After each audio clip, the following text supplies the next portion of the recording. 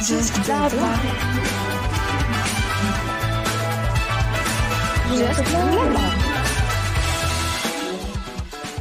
Bonjour à tous et à tous et bienvenue dans Just Blabla. Et bienvenue dans cette 10e émission. Donc aujourd'hui au programme, on va avoir une chronique sur la confiance en soi de Sarah, donc qui est une suite de sa dernière chronique. Une chronique de Sarah sur le film autobiographique Gorille dans la brume. Et une chronique sur les tirailleurs de Lucie, qui est d'ailleurs aujourd'hui à la technique. Voilà. Bonjour à tous. Côté météo, demain le temps sera nuageux et humide avec un peu de pluie et il fera aux alentours de 9 degrés. Le vent soufflera à environ 11 km/h. Et demain, nous fêterons les Ella. Un souci côté technique. Attends, Ok, et bah c'est encore à moi. Je vais vous parler de la confiance en soi. Parce qu'on en avait parlé dans la dernière chronique pour comprendre les mécanismes de la confiance en soi. Et aujourd'hui, on va essayer de reprendre confiance en soi. Déjà, il faut arrêter de se comporter en victime pour reprendre confiance en soi. Parce que c'est facile de se dire que c'est dans notre caractère, que c'est dû à notre héritage culturel ou familial ou à notre entourage. Et ça a parfois des bénéfices secondaires parce qu'on part du principe que c'est pas notre faute et que c'est d'un manque de chance. Donc ça nous sert d'excuse et ça nous préserve de l'échec et des critiques. On se place en victime, donc on veut générer de la compassion, de l'aide autour de nous, mais c'est pas forcément une bonne chose parce que ça peut aller jusqu'à l'épuisement de la personne qui aide et la colère de la personne aidée parce qu'elle se sent assistée et donc rabaissée au bout d'un moment. Et parfois, on veut générer de la compassion sans s'en rendre compte. Donc, on est un peu dans un cercle vicieux, comme je l'ai dit la dernière fois. Mais on peut reprendre confiance en soi et donc acquérir un sentiment de liberté, de puissance et d'estime de soi. Mais pour ça, il faut y travailler et vouloir vraiment du changement parce que c'est vraiment une décision. Ça demande beaucoup de persévérance et d'action. Qui sont au début de petites actions, mais qui vont être de plus en plus faciles. Enfin, ça va être de plus en plus facile. Donc, on va se centrer sur 3 domaines, comme la dernière fois, dans le domaine de... Enfin, 3 domaines pour des actions. Le rapport à soi, donc ça comprend s'accepter, être honnête avec soi-même, se connaître. Dans le rapport à l'autre, donc ça comprend s'affirmer, être empathique et s'appuyer sur le lien social. Et aussi dans le rapport à l'action. Agir, calmer ses critiques intérieures et accepter l'échec. Donc on va essayer de s'aider dans ces 3 domaines parce que c'est très important. Il faut déjà que vous soyez indulgent avec vous-même parce que la vie, elle n'est pas linéaire, elle n'est pas uniforme et donc il n'y a pas de choses vraies ou de choses fausses.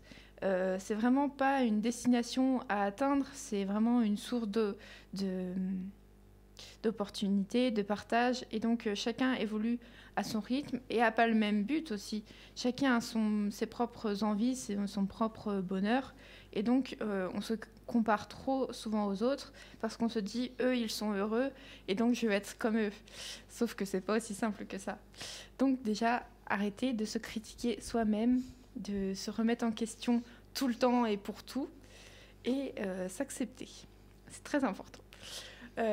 Aussi le rapport aux autres, donc, parce que les autres, ils nous obligent à nous positionner, et donc à mieux nous comprendre, de savoir ce qu'on veut pas, et c'est mieux, parce que des fois on est dans le flou, et donc on ne distingue pas vraiment nos limites, et les autres sont du coup... encore moins éclairés que nous, et ça va entraîner des situations qui ne nous plaisent pas. Et donc tout dépend de notre position à la base. Si on pose direct les limites, eh bien il n'y aura pas de faux pas, on va dire. Parce que l'humain se focalise sur soi la plupart du temps, et donc il ne va pas chercher à savoir le pourquoi du comment. C'est souvent ce qui arrive dans les petits accidents du quotidien. Souvent, en fait, on peut en tirer du positif. On prend ça comme une agression quand on n'a pas confiance en soi. Et prend ça comme une agression, alors que parfois c'est pas du tout ça, c'est juste de l'inattention, un manque de confiance parce que la personne ne sait pas que le sujet est important pour vous, un manque de connaissance. Il vous prend votre chaise ou des choses comme ça. Mais le plus simple, c'est juste de parler parce que non, les gens ne vous détestent pas, ils n'en ont pas rien à foutre de vous. C'est juste qu'il faut du dialogue et la plupart du temps, l'autre se rend compte qu'il vous blesse. Donc il fait machine arrière ou il s'excuse la plupart du temps. Après, il y a aussi des situations où l'autre a fait exprès. Et là, le plus simple, c'est de rester calme et de poser ses limites tout en étant clément. Et ça va le déstabiliser. Donc là, il va, s'il a une conscience, se remettre en question. S'il n'en a pas, laisser tomber. Et c'est vraiment pas de votre faute. Donc, parce que si vous le jugez et tout ça, il va être dans le déni, il va se refermer sur son ego et c'est pas une bonne chose, ça va pas aider. Et voilà. Donc on a tous en commun l'amour et l'attention des autres, donc faut pas aussi avoir peur d'aller vers les autres. Je te regarde Sarah, mais c'est juste parce que tu es en face de moi. Oui, je prends très très mal, mais... Désolée. N'ayez pas peur de vous connecter avec les autres, de faire le premier pas, parce que ça peut être une merveilleuse rencontre et on le sait pas parce qu'on ne connaît pas. Voilà. Et donc, avec toutes ces petites actions, le cercle vicieux va se transformer en cercle vertueux. On va gagner confiance en soi. Et donc, ça va nous permettre d'agir et de relativiser l'importance de ces erreurs. Ça va être un poids beaucoup moins important pour nous. Et c'est très important. Donc, reprenez confiance en vous avec ces petites astuces. Vous pouvez aussi... essayer d'aller vers les autres et par exemple sur la semaine vous faire un petit défi en disant je vais aller voir 3 personnes et on va essayer de se trouver un point commun ou des choses comme ça. Je le faisais personnellement, je sais pas si ça marche, mais ça marche pas pour tout le monde. Mais ça marche pas pour tout le monde. Oui, c'est des idées qui sont assez généralistes. C'est pour essayer de vous aider. Voilà, c'est tout pour moi. J'espère que cette chronique vous aura plu. Et voilà. Ça fait vraiment petite psychologue. Désolée. Psychologue du matin. Mais des fois, on a besoin d'entendre ça. Oui, Ouais. non, mais c'est vrai. Moi, j'ai une petite technique aussi, c'est de se mettre dans la peau d'une personne qui a confiance en elle. Parce que si toi, tu crois en ta propre confiance, la confiance, elle va venir. C'est genre penser positif pour attirer le positif. C'est genre penser confiance pour attirer la confiance. Ah, C'est une bonne idée. Comme dirait Léna Situation, plus Voilà. égale plus. Exactement. des références. Moi, ce que je fais qui est pas mieux, mais je sais pas si c'est vraiment bien. Je me mets à la place. Comment dire, pour avoir confiance en moi, je me mets à la place d'autres personnes. Enfin, je veux dire, j'ai plusieurs visages, plusieurs personnages en moi. Donc, parfois, je fais la fille hyper à l'aise. Parfois, je fais la fille hyper, je sais pas, Ouais, tu triste. t'adaptes aux situations. Je suis un peu. La vie, c'est un peu comme une pièce de théâtre, quoi. Des fois, Je change de personnage à chaque fois. ça t'aide. Mais ouais. Moi aussi, des fois, Mais je bon. fais ça. Genre, je prends une personne de fiction souvent et je me dis, qu'est-ce que ferait cette personne soit un peu comme elle, enfin, entre Ouais. guillemets. Mais voilà. Mais bon, faudrait plus se mettre en avant. Enfin, faut montrer qui on est vraiment. Mais au début, c'est difficile et c'est du jeu, mais après, ce sera naturel. Ouais. Après, il nous reste longtemps à vivre. La vie, elle est longue. Donc, si on sait tout faire dès le début, c'est chiant. Alors que C'est là, à apprendre au fur et à mesure, c'est chiant, mais après, c'est fun. Ouais, parce que tu as de la satisfaction d'avoir réussi à... Annelle, on t'entend pas beaucoup. Oups. Même pas C'est parce lui, que le moi. micro, il est loin de moi. Oui, mais Ah même, oui. on t'entend pas, je crois. Enfin, Si, on l'entend. tout bas. Bon. Bon, on va passer à ta chronique, Sarah. Et oui, l'autre Sarah, bien sûr.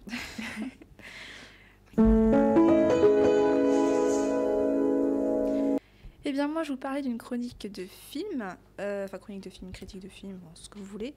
Ça s'appelle Gorille dans la brume, et c'est un film qui parle de primates. Et je vais aussi parler de Diane Fossé, qui est primatologue, ouais, ça se dit. Donc, c'est un récit autobiographique qui est sorti en 1988. Je l'ai vu il n'y a pas longtemps. Il est très touchant. Donc, ça défend une cause animale. Je vais essayer de ne pas spoiler, mais ça va être compliqué. Donc, l'actrice principale s'appelle Sigourney Weaver. Je ne connais pas, mais c'est une actrice américaine. Elle incarne une scientifique américaine qui est spécialisée dans la primatologie. Donc la primatologie, c'est l'étude du comportement des gorilles. Et dans le film, son nom, c'est Dian Fossey. Donc l'histoire de Dian Fossey, toute son enfance, elle avait une approche un peu particulière avec les animaux. Elle parlait quasiment pas aux autres enfants de son âge et elle restait beaucoup dans son coin. Donc elle est devenue, il y a tout son parcours, je vais pas vous le rappeler, mais elle est devenue vétérinaire. Elle a fait d'autres choses liées à la nature, aux animaux. Et à 31 ans, elle veut communiquer avec les animaux sauvages. Une idée un petit peu soudaine qui lui est apparue comme ça. Je sais pas si... Un peu risqué, ouais. Donc elle quitte l'Amérique pour l'Afrique et elle prend 1 an pour se consacrer à cette nouvelle étude. Et là, elle va tomber amoureuse d'un univers qui est celui des primates. Elle va étudier leur comportement, les reproduire, donc elle va marcher à 4 pattes, manger des feuilles, faire le bruit d'un singe. Et elle va se lier d'amitié avec ces gorilles en leur donnant des noms.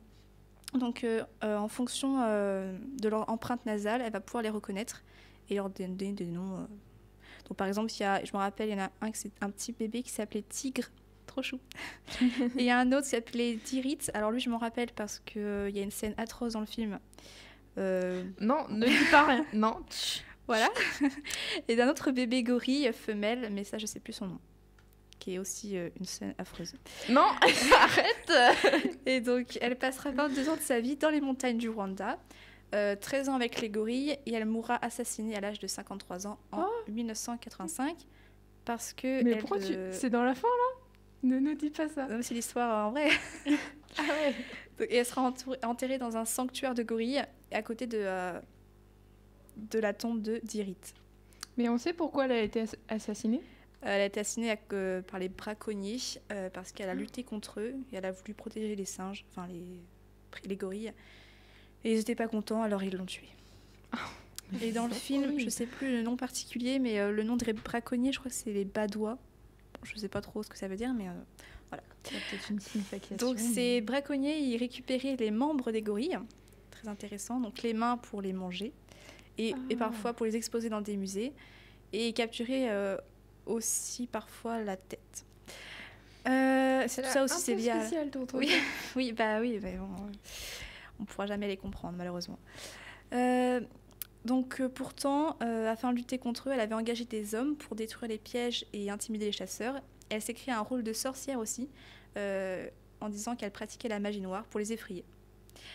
Et quand elle a appris la mort de Dirit, je ne sais pas comment on prononce, elle est devenue totalement folle. Et là, je ne sais plus ce que j'ai marqué. Mais du coup, comme elle est devenue folle, elle a commencé à brûler les maisons des braconniers. Ce qui était une bonne idée en soi, mais... Et donc, dans les scènes marquantes du film, je ne vais pas tout dire. Hein. Moi, il y a juste un contact qu'elle a eu la première fois avec un mâle assez costaud qui faisait peur. Et on les voit allongés et il met sa patte, et elle met sa main dans la sienne et c'est très très beau. Voilà, wow. Parce que c'est un gorille quand même, ça fait peur. Et puis après, il y a les scènes marquantes, scènes atroces que je ne vais pas parler, mais voilà. Donc aujourd'hui, le tourisme est assez encadré. Il y a des zones limitées pour protéger cette espèce de gorille, parce que voilà, plus beaucoup. Donc avant, au Rwanda, je crois que c'était au Rwanda, il y en avait 275, et maintenant ça a évolué, il y en a 1000 à peu près. Donc c'est une espèce qui est protégée, et il y a beaucoup d'associations qui protègent ces gorilles. Donc moi je pense que le film, l'objectif c'était de montrer la maltraitance et le marché des gorilles au Rwanda, mais aussi de montrer le début d'un combat pour la protection des gorilles. Et Dian Fossey, c'est une des précurseurs, comment on dit pour une femme, je sais pas le mot. Précurseuse, je sais plus. Précurseur de la protection des gorilles. Je pense que ça se féminise pas, c'est précurseur. Mais en fait, j'en sais rien. On va dire précurseur. Et donc, si vous voulez plus d'infos, vous pouvez aller sur le site de la Fondation Dian Fossey. C'est gorillafund.org. Ici, il y a les pages de son carnet de journal intime où elle décrivait sa rencontre avec chaque gorille. Et c'est très, très beau. Et le film est très, très beau. Je conseille le film, franchement. Très touchant. Voilà. Et merci beaucoup. Et Avec donc, plaisir. maintenant, on va écouter Trop beau de L'Homme Pâle sur Delta FM 90.2.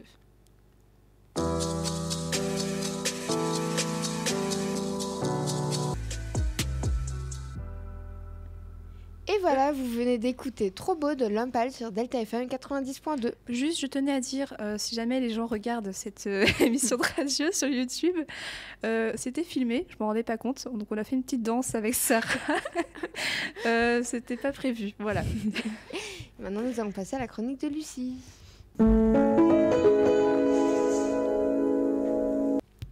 Bonjour à tous, aujourd'hui je vais vous parler d'un peu d'histoire avec le film franco-sénégalais Tirailleurs sorti ce mois-ci et réalisé par Mathieu Vadepied.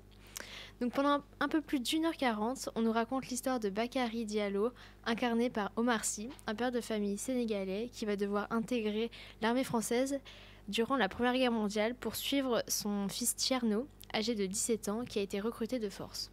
Ils vont alors affronter la guerre ensemble. Puis Bakary, le père, va alors tout faire pour trouver un moyen de s'échapper de l'armée et revenir avec son fils sain et sauf dans leur village. Sauf que Tierno va monter dans les échelons et va être motivé par son officier qui lui veut aller au bout de la bataille. Donc mon avis sur le film, alors pour commencer, je sais pas vraiment si c'est un point négatif ou positif, mais j'ai pas trop vu le temps passer quand on regarde le film.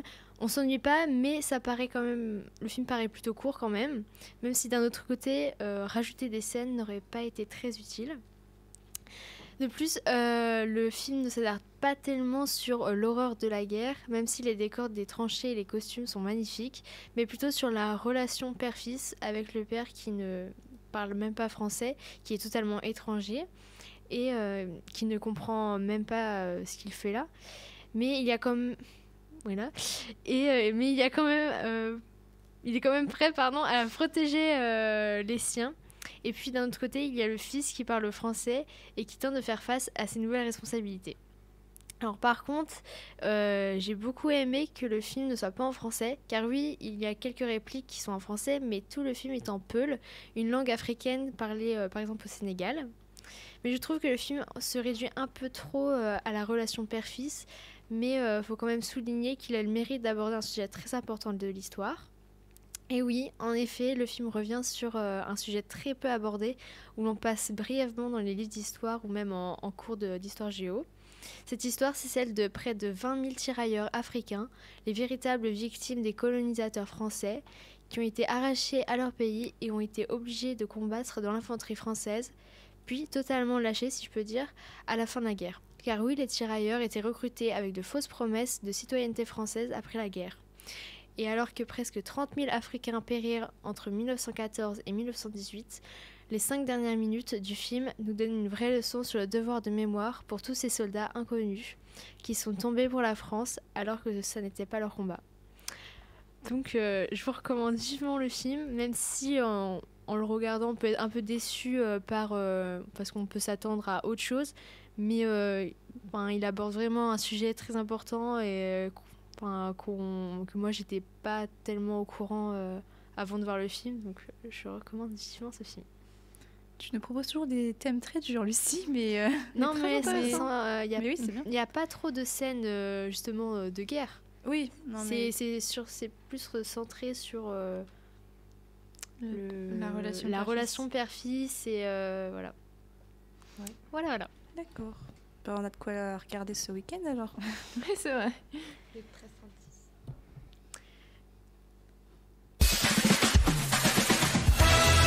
Just Blabla.